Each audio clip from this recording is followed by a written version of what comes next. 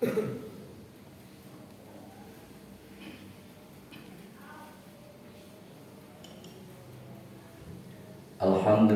Rabbil Alamin. Alhamdulillahi hamdan katsiran tayyiban mubarakan fihi.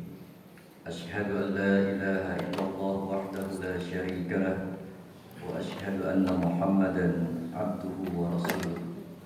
Fassalawatullahi wa salamuhu ala nabiyyina wa habibina wa qudwatina sayyidina Muhammadin wa ala alihi wa sahbihi ajma'in. Hadirin rahimani wa rahimakumullah, usikum wa nafsi bitaqwallah, faqad fazal muttaqun.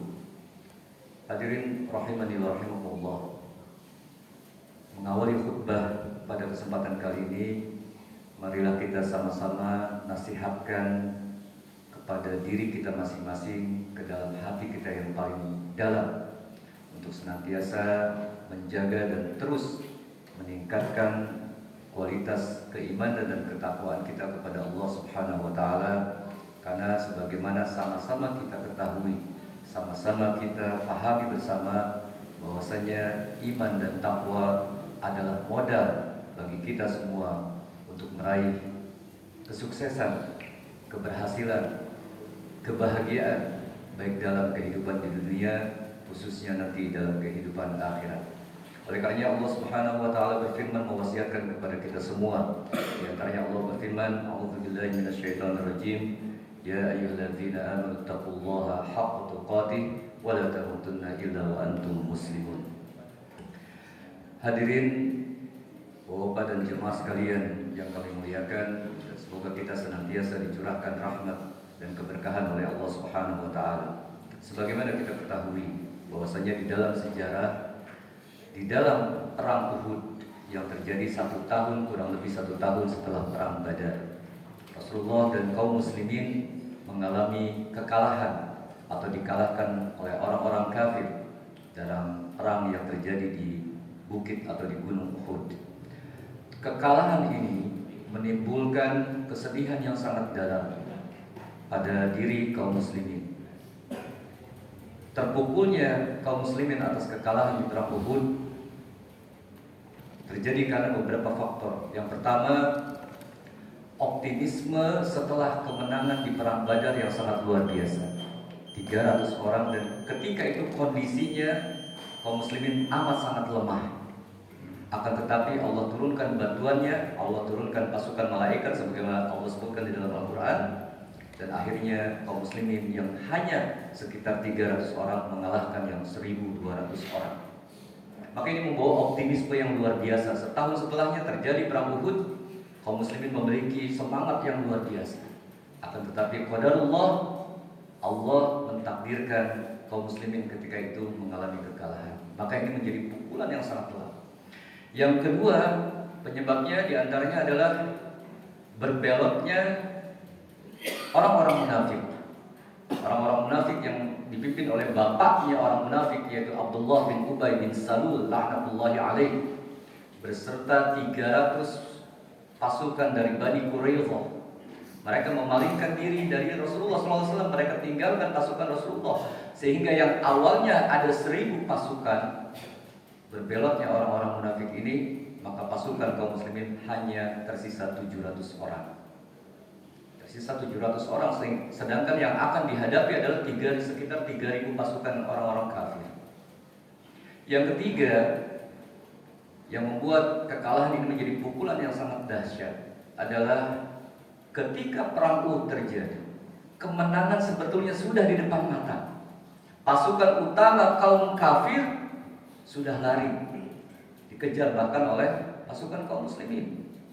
Kemenangan sudah di depan mata, bahkan sebagian pasukan kaum muslimin sudah merayakan kemenangan ketika itu.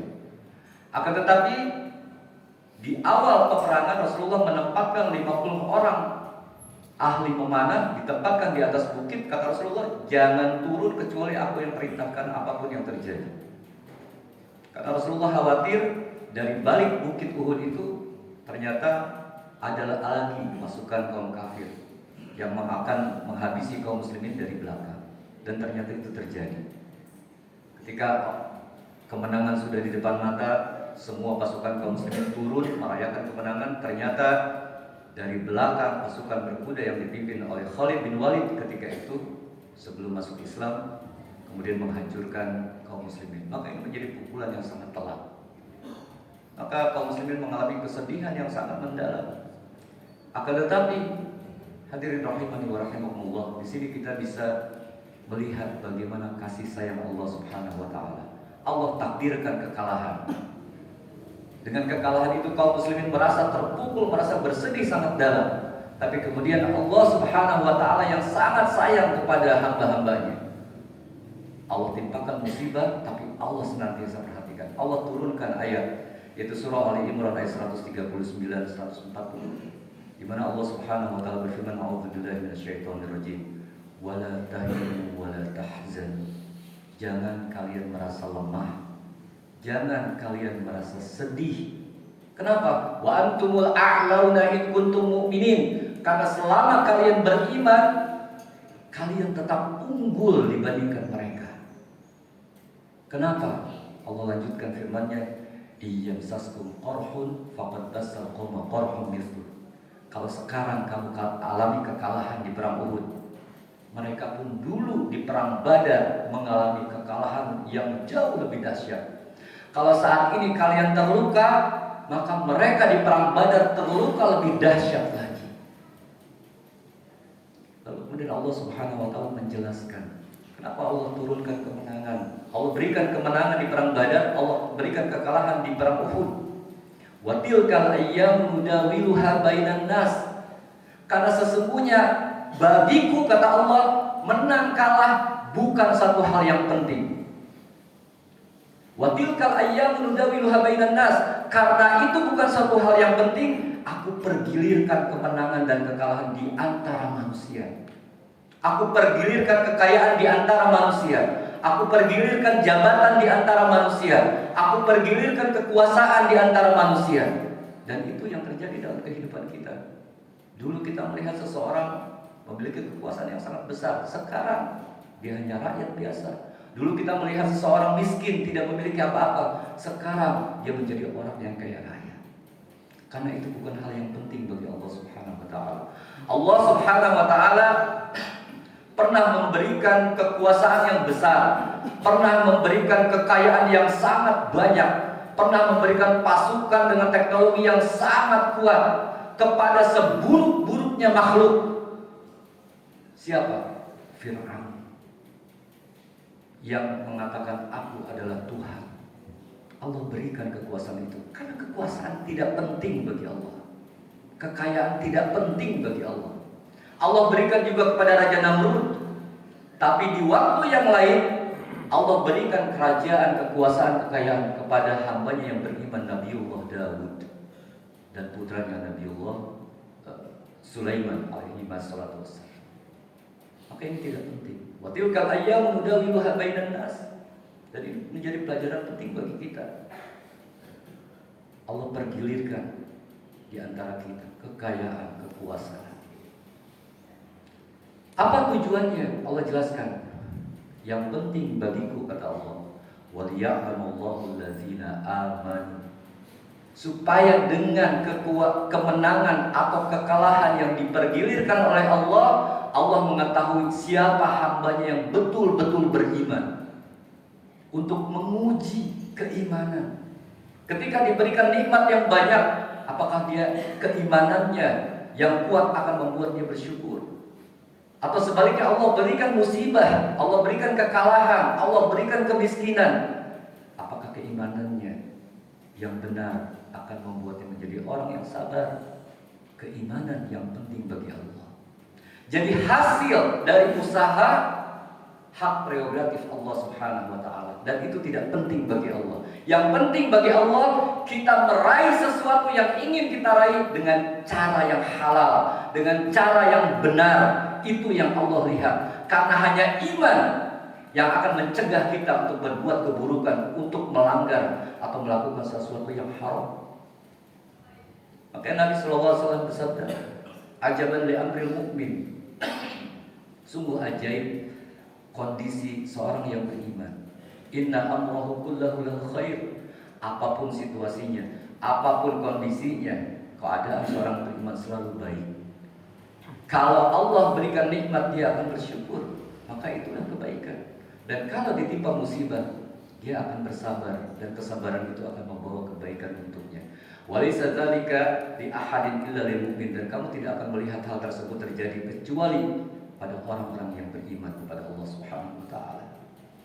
Waliya'lamallahu alladziina aamanu wa yattakhidha minkum syuhada.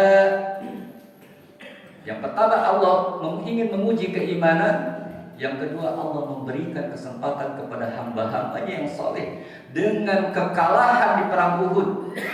Maka banyak kaum muslimin, para sahabat ridwanullah ajma'in, yang memperoleh pahala yang sangat-sangat besar, yaitu terbunuh ketika peperangan di jalan Allah, menjadi seorang syuhada.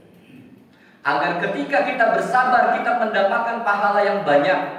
Agar ketika Allah berikan nikmat yang banyak kepada kita, lalu kita bersyukur, kita memiliki kesempatan untuk mendapatkan pahala yang banyak yang berlipat ganda. Hadirin rahimani wa rahimakumullah. Para ulama pun kemudian menyebutkan tentang ayat ini. Ada pelajaran yang penting yang bisa kita ambil. Yang pertama, kenapa Allah menggunakan kalimat di awal wala tahinu? Jangan kalian merasa lemah. Jangan kalian merasa tidak mampu. Karena kata para ulama, orang yang merasa lemah, yang mana Rasulullah senantiasa berdoa, Allahumma inni a'udzubika minal ajzi wal kasal. Ya Allah, aku berlindung kepadamu dari memiliki sifat lemah dan sifat malas.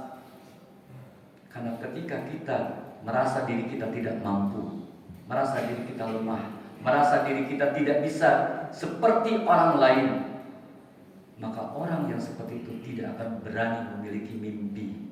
Orang seperti itu tidak berani memiliki harapan. Orang yang seperti itu tidak berani memiliki cita-cita. Dan kita tentu bisa menentukan, kita bisa melihat bagaimana seorang yang tidak punya mimpi, tidak punya harapan, tidak punya cita-cita, bagaimana mereka akan menjalani hidupnya. Mereka sekedar hidup menjalani kehidupan hari demi hari, karena mereka tidak berani melangkah. Oleh karenanya Nabi SAW pernah bersabda dalam sebuah hadis yang sahih yang diriwayatkan oleh Imam Hakim, yang terdiri dari 3 kalimat yang luar biasa. Kata Nabi SAW, memotivasi kita sebagai umatnya, ihris ala ma yanfa'uk. Berusahalah, bersungguh-sungguhlah mengejar apa yang baik untukmu. Bersungguh-sungguhlah mengejar untuk mendapatkan apa yang bermanfaat untuk dirimu. Kalimat pertama. Kalimat kedua, wasta'in billah. Jangan lupa Allah yang menentukan akhirnya, maka minta tolong kepada Allah. Dan kalimat ketiga yang paling luar biasa, wala ta'jiz. Jangan kalian merasa lemah. Jangan kalian merasa tidak mampu. Luar biasa motivasi dari Rasulullah SAW. Wala tahzanu. Jangan juga kalian sedih terlalu mendalam, sedih berlarut-larut. Kenapa? Kata para ulama, orang yang larut dalam kesedihan cenderung akan putus asa. Dan orang yang putus asa tidak akan pernah berani melangkah untuk bangkit dari keterpurukan. Hanya orang-orang yang mengabaikan kesedihannya yang berani untuk bangkit, melangkah, bangkit dari keterpurukan dirinya. Orang yang terus-menerus dalam kesedihan, 1 hari, 2 hari, 1 minggu, 2 minggu, 1 bulan, 2 bulan, dia sibuk dengan kesedihannya. Maka bagaimana mungkin dia akan memiliki pikiran untuk saya harus berani melangkah. Hadirin rahimani wa rahimakumullah. Yang paling penting, ibrah yang bisa kita ambil dari ayat ini adalah Allah yang menentukan semuanya terjadi. Tidak ada yang terjadi di muka bumi ini kecuali atas izin Allah Subhanahu wa taala. Bisa kebaikan, bisa keburukan. Tapi satu hal yang harus kita ingat, yang harus kita jadikan contoh dari diturunkannya ayat ini, sekalipun Allah yang menimpakan musibah kepada kita, tapi Allah tidak membiarkan kita. Allah tetap memperhatikan kondisi mental kita. Allah memperhatikan kondisi jiwa kita. ketika kita memiliki keimanan pada Allah Subhanahu wa Ta'ala. Hadirin rahimani wa rahimakumullah, Jumat ini adalah Jumat terakhir di tahun 2025. Jumat depan sudah tahun 2026. Sekalipun pergantian tahun nanti, tahun baru nanti adalah bukan hari raya kita seorang muslim, tapi hari rayanya tetangga kita yang beragama non-muslim. Kita hargai mereka beribadah di tahun baru, kita tidak perlu ikut beribadah. Akan tapi bagi kita seorang muslim, setiap pergantian waktu, apakah itu jam, hari, minggu ataupun bulan, harus menjadi muhasabah bagi diri kita. Untuk apa? Untuk kita bisa terus memperbaiki kualitas.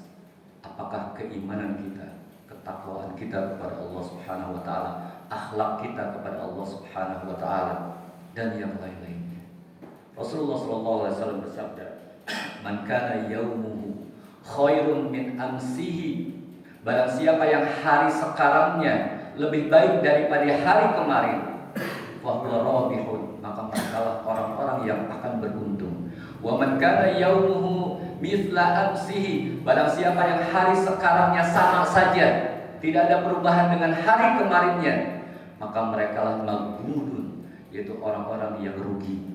Wa man kana yaumuhu syarra, lebih buruk, barang siapa yang hari sekarang lebih buruk min amsihi, dari hari kemarinnya, fahuwa mal'unun, maka merekalah orang-orang yang terlaknat, mereka adalah orang-orang yang celaka.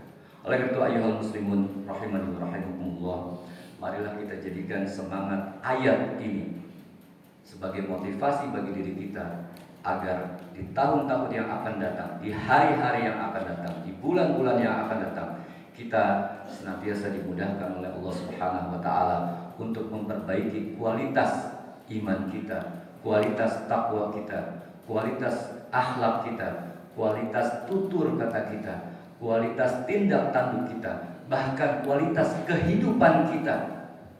Semoga Allah Subhanahu wa Ta'ala senantiasa memberikan bimbingannya kepada kita semua dan kepada seluruh keluarga kita. Barakallahu li wa lakum bima fihi minal ayati wa dzikril hakim, wa taqabbalallahu minna wa minkum tilawatahu innahu huwas samiul alim. Aqulu qawli hadza wa astaghfirullah li wa lakum. Allahumma shalli ala sayyidina Muhammad wa ala ali sayyidina Muhammad.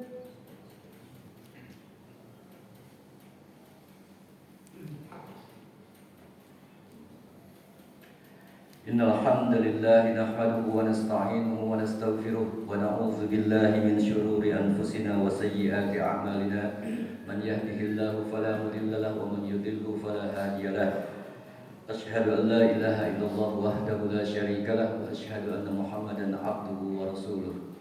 Fa ya ayyuhal ikhwani fid din, a'azzani Allah wa iyyakum, usikum wa nafsi bi taqwallah, wa'lamu anna Allah amarakum bi amrin 'azim. Amarna bis-salati was-salami ala nabiyyil karim sayyidina Muhammadin wa ala alihi wa sahbihi ajma'in. Wa qala ta'ala fi kitabihil karim, a'udzu billahi minasy syaithanir rajim. Innallaha wa malaikatahu yusholluna 'alan nabi ya ayyuhalladzina amanu shallu 'alaihi wa sallimu taslima. Allahumma shalli wa sallim 'ala nabiyyina Muhammadin wa ala alihi wa sahbihi ajma'in bi rahmatika ya arhamar rahimin.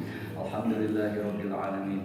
اللهم اغفر للمسلمين والمسلمات والمؤمنين والمؤمنات الأحياء منهم والأموات إنك سميع قريب مجيب دعوة ويا قاضي الحاجات. اللهم اغفر لنا ولوالدينا وارحمهما كما ربونا صغارا الأحياء منهم والميتين.